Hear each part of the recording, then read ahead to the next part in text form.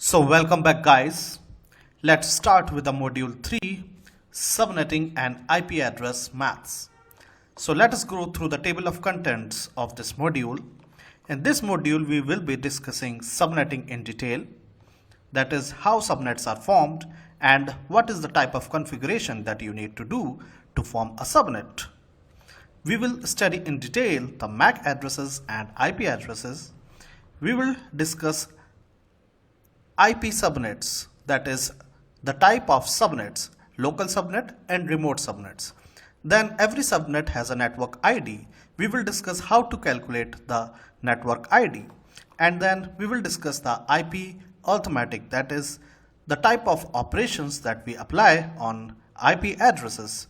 And then we will discuss the point-to-point links and what is so special about point-to-point links. And then we will discuss the broadcast addresses and how to use the broadcast addresses. So in this module, we will take a deep dive in L2 and L3 routing. L3 routing means the routing that is done by the layer 3 of the TCP/IP stack, that is the network layer. L2 routing means the routing that is done by the layer 2 of the TCP/IP stack, that is the data link layer. So if you are appearing for the networking interview, 100% are the chances that you will be asked to explain the routing. So it is not possible that you appear for an interview at networking MNC like Cisco, Juniper, etc. The first question that you will be asked will be to explain the L2 and L3 routing. Right? So if you are willing to build your career in the field of networking, you must be absolutely thorough with networking concepts and especially L2 and L3 routing concepts. So you must be thorough with L2 and L3 routing concept. If you have any doubt, please revise it again. L2 and L3 routing are not lengthy topic, but they are deep enough and it is the heart of networking. So entire networking just revolves around routing. Any other peripheral concept that you study in networking is directly or indirectly related to routing. There are hundreds of tutorials, YouTube videos all over the internet on this topic, yet I find students find it very confusing. So we will pick you from the absolute ground zero level and build up your routing concepts incrementally. We will do demonstration of actually routing a packet on the network topology, observe all relevant routing table entries. So let's begin with this module. So dividing a network into two or more smaller network is called subnetting, right? So the similar example that you can realize in real world is like dividing a country into smaller islands. For example, Mauritius Islands is a group of islands. Or dividing a high school students into groups or separate batches, right? So both of these examples are analogous to subnetting. In subnetting also, if we have a computer network which contains extremely large number of networks that become unmanageable over a period of time, then subnetting is one way to mitigate the management problem of large networks. A subnet is a layer 2 network. So remember, a subnet is a layer 2 network. That is, data link layer takes care of data transfer from one machine to another machine in the same subnet. So if the source machine and the destination machine are present in the same subnet, only L2 routing, that is layer 2, the TCP/IP stack, that is data link layer, is responsible to take the packet from source machine to destination machine in the same subnet. So as long as communicating machines are present in the same subnet, only data link layer is responsible for data delivery. The L3 layer, that is the network layer, is out of question. So if communicating machines are present in different subnet, right? In this case, the network layer is responsible to take the data from one subnet, that is the source subnet, to another subnet, that is the destination subnet. Now the point that you should note here is that network layer is responsible to take the packet from source subnet. This is source subnet. I am not saying source machine. I am saying from source subnet, that is the subnet in which where source machine is present, to destination subnet. Now I am not saying destination machine, but destination subnet, that is the subnet in which destination machine is present. So network layer is responsible to take the packet from source subnet to destination subnet, and not from source machine to destination machine. So this is a very sharp point about the network layer functionality to be noted here.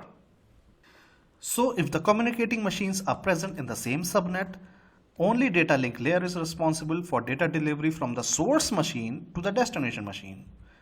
And if the communicating machines are present in different subnets, the network layer is responsible to take the packet from source subnet to destination subnet. And once the packet reaches the destination subnet, then again data link layer is responsible to finally deliver the packet to the correct destination machine. So once again you can see in this example that suppose the router VM wants to send data to the machine which has IP address 192.168.1.1 or to the machine which has IP address 192.168.1.2. Now you can see that both these IP addresses are present in the subnet 192.168.1.0/24. Let's call this subnet as A. Right? Now this subnet A is a remote subnet with respect to the virtual machine VM. Right? So if VM wants to send data to either of these IP addresses, it means the communicating machines are present in different subnets. Right? Machine VM1 is said to be present in subnet A with respect to the IP address 192.168.1.1. And machine VM2 is definitely present in subnet A. So this is the case when the virtual machine VM, that is the router VM, is trying to send the data to IP address which belong to the subnet A, and subnet A is a remote subnet with respect to the router VM. So in this case L3 routing will be used. But consider a case when the router VM wants to send a data to another machine which has an IP address 192.168.4.1. Right? Now, the IP address 192.168.4.1 is present in a subnet 192.168.4.0/24. Let's call this subnet as B. Now this subnet is a local subnet with respect to the sending machine, that is router VM. So the subnet B is a local subnet of the router VM, and VM is trying to ping an IP address which lies in the same local subnet B. So in this case L2 routing will be used for data delivery from router VM to router VM1. So I hope you understand the concept or the logic here. It all depends whether the IP address, that is whether the destination IP address belong to the local subnet or remote subnet with respect to a sending machine. So going forward, machines do not have IP addresses. So who have IP addresses? Only interfaces have IP addresses. Machines do not have MAC addresses. Only interfaces have MAC addresses. So it is technically wrong when we say that certain machine X has IP address blah blah blah. Machines do not have IP addresses. It is the interfaces of the machines which has IP addresses. And same is true for MAC addresses. right? So we always send data destined to a particular interface of a remote machine.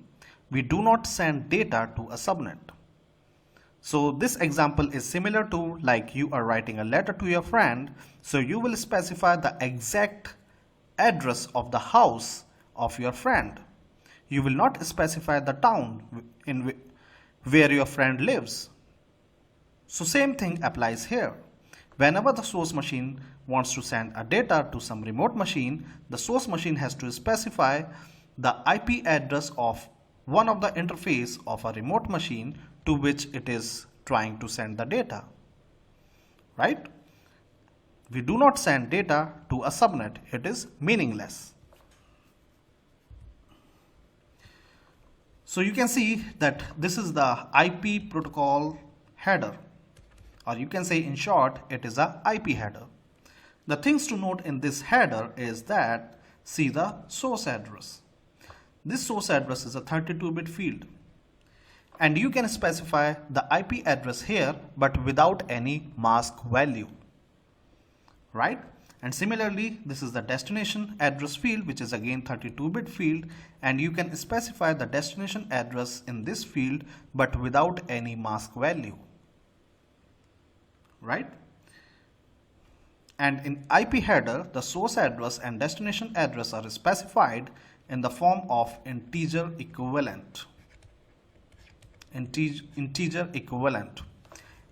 What is integer equivalent? Any IP address can be converted into its equivalent integer value, which is a 32-bit value. It is this integer value that we specify as a source address and destination address in the IP header. We will discuss later how this conversion is done.